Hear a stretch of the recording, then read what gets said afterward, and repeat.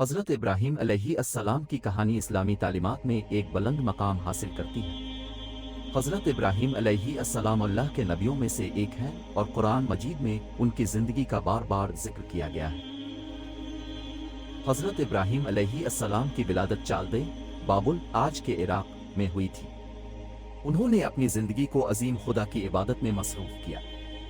حضرت ابراہیم نے بھی بہت جوانی سے ہی خدا کی عبادت میں اپنی زندگی گزارنے کا ارادہ کیا اور وہ مختلف علوم اور فنون میں ماہر ہو گئے۔ ایک دن حضرت ابراہیم علیہ السلام کو خواب میں اللہ کی طرف سے ہدایت ہوئی کہ وہ اپنے قوم کو عظیم خدا کی عبادت میں رہنمائی دیں اور شرک اور بت پرستی سے باہر آئیں۔ انہوں نے اپنے قوم کو چاہا تو وہ لوگ ان کے خلاف آ گئے اور حضرت ابراہیم کو دہشت گردوں کے ساتھ آگاہ کر دیا۔ اللہ کی حفاظت میں حضرت ابراہیم علیہ السلام اپنے ملک کو چھوڑ کر بہت دور سفر کو چلے گئے۔ ان کا سفر مصر، فلسطین اور مکہ جیسی مقدس جگہوں کو شامل کرتا ہے۔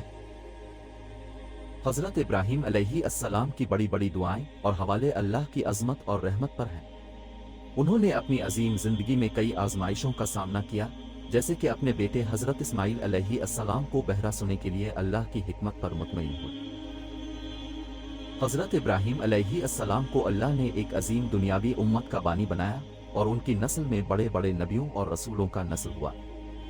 حضرت ابراہیم علیہ السلام کا دنیا و آخرت میں عظیم مقام ہے اور انہیں اللہ کی رحمت اور نعمتوں کا بہت بڑا سفیر مانا جاتا ہے۔